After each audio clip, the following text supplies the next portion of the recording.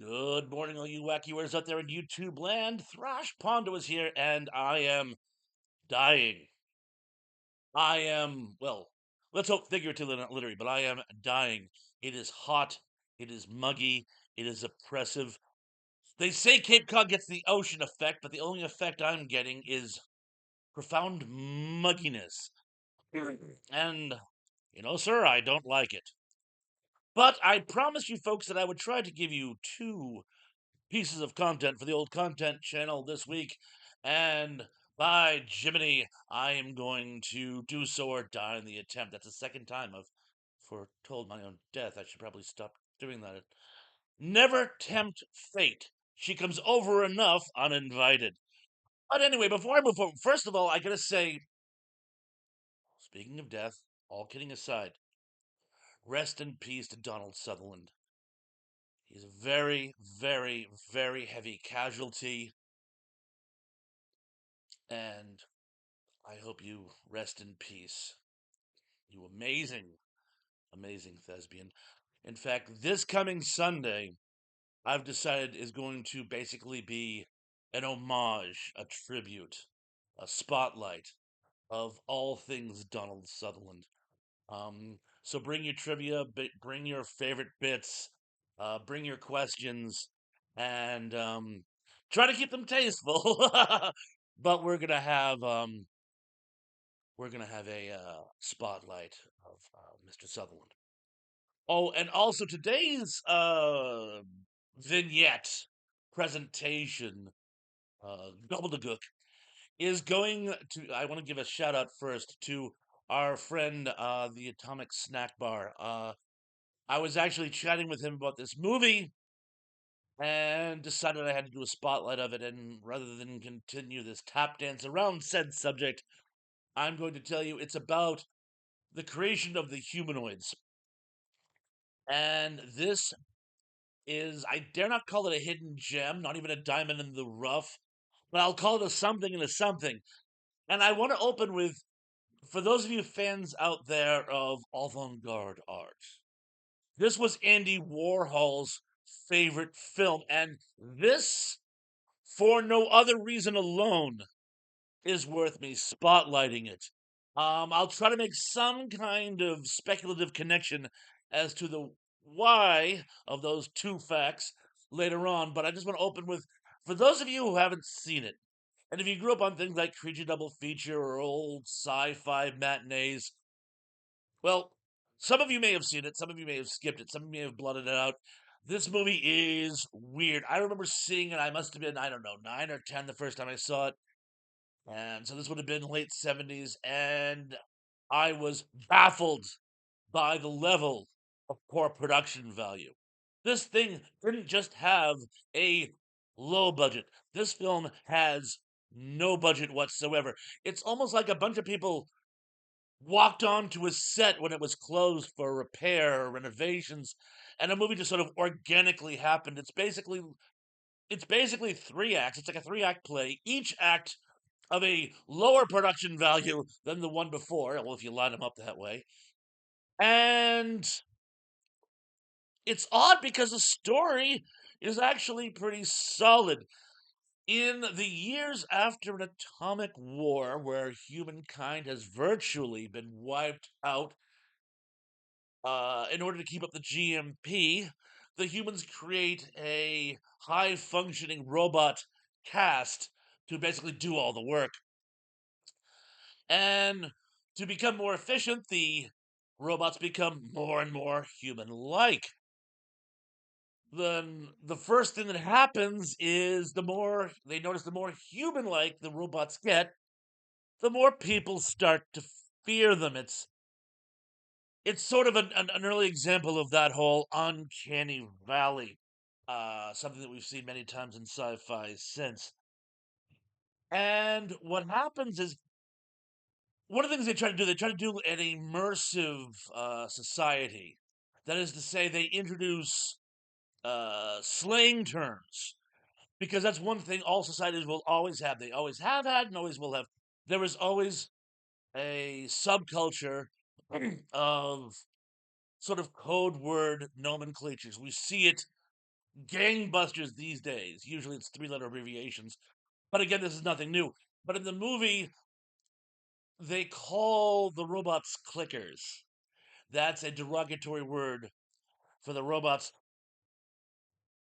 Now, here's where things actually get a little sensitive. The robots in the contemporary times in the film are so human-like that some people have entered into, let's just say, cohabitation with them.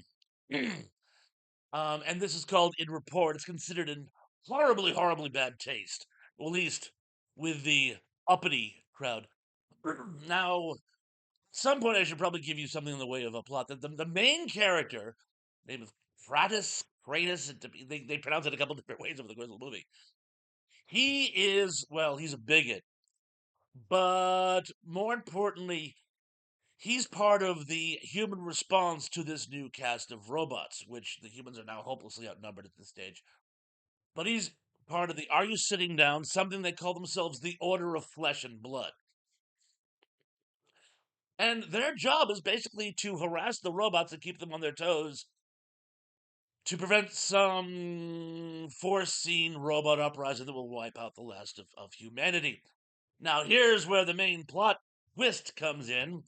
His sister, who he has a very tenuous relationship with, is in rapport with a robot called, I can't say it without blushing, Pax. They had to call him something like Pax, didn't they? And there's a whole scene where he and his sister basically have it out. And this part of the movie is actually where most of the exposition and the story's message is found. They basically, his sister is something of a progressive, basically uh, attacks her brother and their late father for their curmudgeony old school ways. Meanwhile, he attacks her for basically being a moral degenerate. And here we see something that happens so often in a society where there is a lot of social change going on. No one's really sure what the new rules are. Everyone gets overly excited, and people love to point fingers. Um, as they say at one point, they go, "There's always these ultra right wing groups that will try to prevent change," and that's how they refer to it. They don't take sides. They're not even saying whether the new robot societal status is good or bad. They just say it's a change. And she attacks them, saying it's so funny. If it's only too sorry that father's not still alive. He would have loved to join your group where you get to wear silly uniforms and hold meetings and talk about how superior we are. Any of that sound familiar? Oh, and here's another thing. I don't want to say this film had an anti-war status, although it's about the destruction of the human race by war, so it would almost have to. But she talks about some of her father's stances and how he was against space travel. That went against, well, you know, what it would have gone against. And he was against them using weather control satellites, and he was against the robots as a whole. He was against all progress. There was one thing though that he was completely in favor of, and that was war. And it's so funny how these traditionalists, and it's really important that I say this here because it sounds like I'm taking sides. I'm not. It's really funny how traditionalists, one thing they do seem to bend the rules on as far as technological progress is military technology. Everything else is a meh. But as long as we have the best state of the art weaponry, you know, I you got to give it to them. Now, and as I'm watching it, and again, it's hard to get past the poor production value. There's a really poignant scene involving a futuristic cop, but I'm too busy trying not to laugh. His uniform, it looks like one of the. Do you remember when you were a kid and you used to get the firemen who would come to give the lectures on fire safety, and they would give out those cheapo plastic fireman helmets? He's wearing one of those backwards, and this ridiculous red cape, which quite easily could have been a red tablecloth in the green room.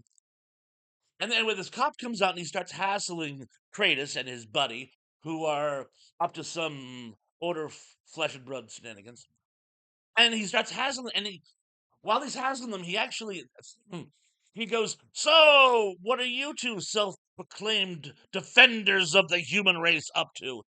And I'm like, wow. Self-proclaimed defenders of the human race. Again, sound familiar?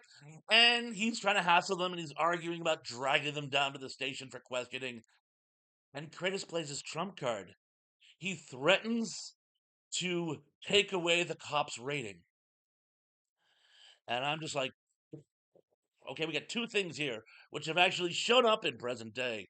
One, the concept of auditors. And for want of a better term, for people who want to make sure the constabulary don't bend the rules in their favor, as some constabulary may have tried to do in the past or one or two occasions. So great for right. Again, not taking sides, but it's a great depiction of something that might happen down the road. To the idea of social rankings with the social media. I mean, how often do we see that with everything? You get a bad meal, you give a bad score on Yelp, it lowers a restaurant's rating. Your DoorDash driver does something that makes the meal unsatisfactory. You hit it. Everyone's afraid of their ratings going down. And again, this is decades before cell phones. So I was just astonished how they could actually pick up on these little possible uh, down the road events with like literally nothing to foresee. It's an amazing film in its insight. Again, if you can get past the really poor production value, and there are a couple of really great quotes in here. I already talked about the self defenders of the human race, but there's another one where it talks about the people hate the robots, and yet they become to rely on them more and more. There's a scene where one person says, "Why should we bother to think when the robots will do it for us?" Now, again, at this time, people had things a little more advanced than a calculator, and they're already seeing the dependence on technology. And it's really scary. You know, I was in the restaurant yesterday, and this wonderful family, they come down to the Cape all the time. The son thinks the world of me. They always ask for me. But I don't know what the son was watching yesterday, but he could not pull himself away from his device long enough to say, "Hi, Bob, good to see you again."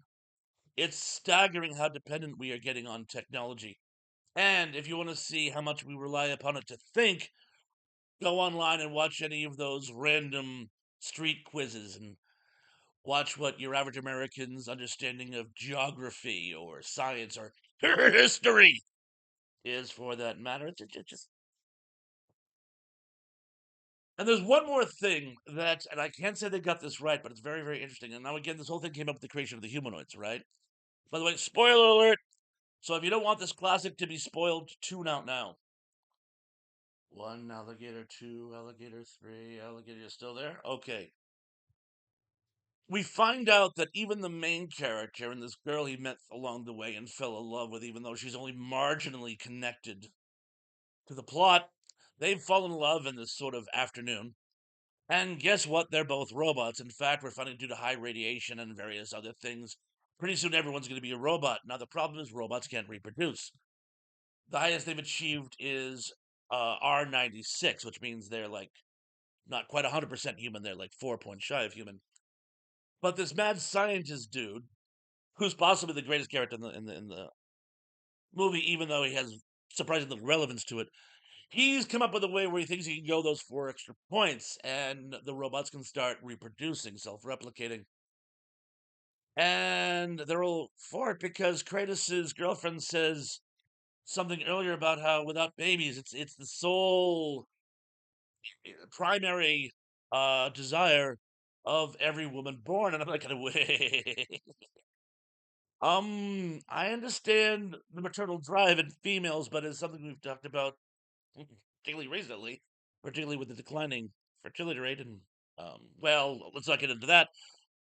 But females aren't necessarily here to create more humans. They have many other qualities and things that can contribute to our society. Now, it is necessary, though, for the society to continue, or at least the species, I should say.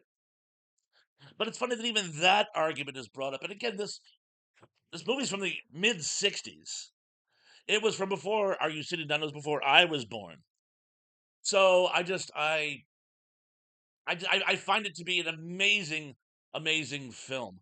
Again, it's called Creation of the Humanoids. It's available right here on YouTube. And do me a favor, check it out. Check it out. Come back, tell me what you think. Um, I'd love to talk about it on a live chat or something like that. We do a spotlight of films that, let's just say, ended up foreshadowing the future. But for right now, I'll leave you with this. So anyway, until next time, be good, be safe, be careful, and I'm looking forward to seeing you all again very, very, very, very, very, very soon. Peace.